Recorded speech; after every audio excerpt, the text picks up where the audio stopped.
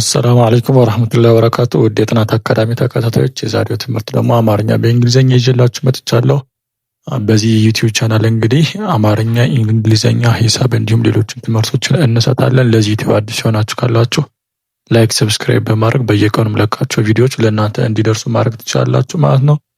ከዛ በተጨማሪ የኦንላይን ትምህርትና የኦንላይን ስራ መስራት የምትፈልጉ ልጆች እዚህ ስክሪን ጋር ባስቀመጥኩላችሁ ስልክ ቁጥር ኢሞ፣ ዋትሳፕ፣ ቴሌግራም ሀይ በሉኝ። የኦንላይን ስራ እናሰራለን፣ የኦንላይን ትምህርትም እናስተምራለን። በግሩፕ ሆነ በግል እናስተምራለን ማለት ነው። እናንተ ብቻ ሀይ በሉኝ፣ ካላችሁበት ቦታ ሆናችሁ መማር ትችላላችሁ።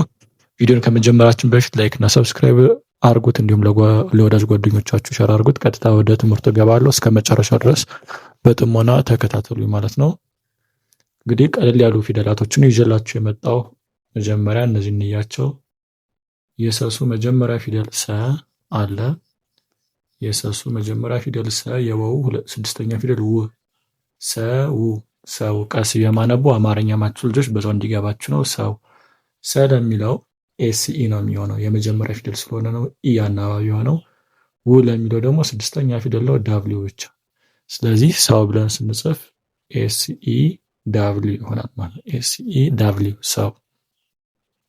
እዚህ ጋር ስንመጣ የበቡ አምስተኛ ፊደል ቤ፣ የተቱ ስድስተኛ ፊደል ት፣ ቤት፣ ቤት፣ ቤት። ቤ የሚለው አምስተኛ ፊደል ነው። አምስተኛ ፊደል ከሆነ ደግሞ ሁለት አናባቢ ነው የሚኖረው፣ አይና ኢ አናባቢ ነው የሚሆኑት። ስለዚህ ለበቡ ቢ ነው።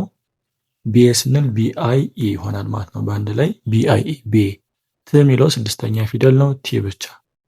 ስለዚህ ቤት ብለን ስንጽፍ ቢአይ ኢ ቲ ይሆናል ማለት ነው። ቤት በዚህ መልኩ ይጻፋል። እዚህ ጋር የወው መጀመሪያ ፊደል ወ፣ የረሩ ስድስተኛ ፊደል ር፣ ወር፣ ወር። ወ ለሚለው ዳብሊው ኢ፣ ር ለሚለው አር። ወ የመጀመሪያ ፊደል ስለሆነ ነው ኢ አናባቢ የተደረገበት። ር ደግሞ ስድስተኛ ፊደል ስለሆነ አናባቢ አይኖረውም። ስለዚህ ወር ብለን ስንጽፍ ዳብሊው ኢ አር ይሆናል ወር። እዚህ ጋር ብር፣ ብር፣ ብር፣ ብር ብለን ስንጽፍ ብ ስድስተኛ ነው፣ ር ስድስተኛ ነው። ሁለቱም ስድስተኛ ፊደሎች ናቸው። አናባቢ አይኖራቸውም ስድስተኛ ፊደል ከሆነ። ቢ ለሚለው ቢ፣ ብ ለሚለው ቢ፣ ር ለሚለው አር። ስለዚህ ብር ብለን ስንጽፍ ቢ እና አር ብቻ ይሆናሉ ማለት ነው። እሺ ወደዚህ ጋር ስንመጣ የበቡ መጀመሪያ ፊደል በ አለ። የገቡ ስድስተኛ ፊደል ግ አለ። በግ፣ በግ። በ ለሚለው የመጀመሪያ ፊደል ነው፣ አሁንም ቢኢ። ግ ለሚለው ለገጉ ጂ ነው የምንጠቀም፣ ጂ። ስለዚህ በግ ብለን ስንጽፍ ቢኢ ጂ። ብዙ ሰዎች እችን ጂ ለጀጁ እያደረጋችሁት ነው። ለጀጁ የምትሆነው እንደዚህኛቷ ጄ ናት፣ ጄ ናት እንጂ እችኛው ጅ ለገጉ ነው የምትሆነው ማለት ነው። ለገጉ ነው የምትሆነው። ጂኢ፣ ጂዩ፣ ጂአ እያለ ከሄደ ለገጉ ነው የሚሆነው ማለት ነው።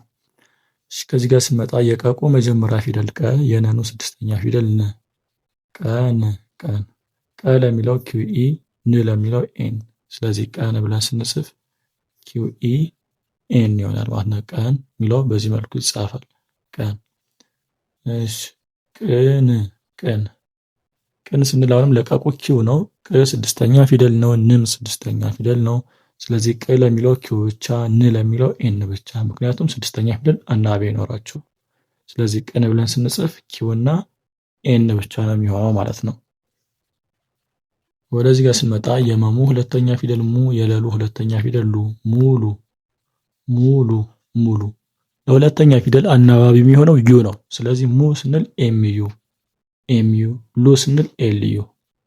ሙሉ ስንጽፍ ኤምዩ ኤልዩ ይሆናል ማለት ነው። ሙሉ በዚህ መልኩ ይጻፋል። እሺ ወደዚህኛው ከመግባታችን በፊት እስካሁን ላይክ ያላረጋችሁ ካላችሁ ላይክ አድርጉት።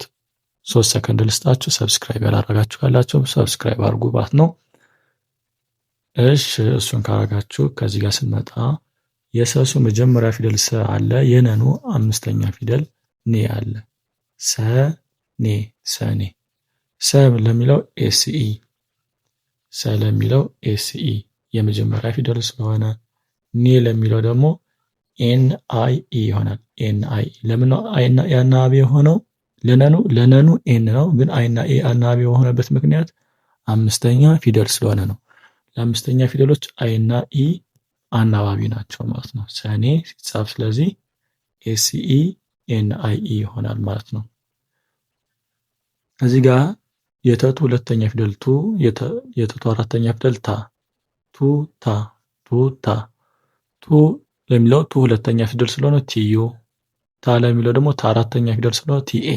ኤ ለአራተኛ ፊደል አናባቢ ነው። ስለዚህ ቱታ ብለን ስንጽፍ TU TA ይሆናል ማለት ነው። እዚህ ጋር ስንመጣ የመሙ አራተኛ ፊደል ማ፣ የረሩ ስድስተኛ ፊደል ር፣ ማር ማር። ማ ለሚለው MA፣ ኤ አናባቢ የሆነበት ምክንያት አራተኛ ፊደል አናባቢ ኤ ስለሆነ ነው።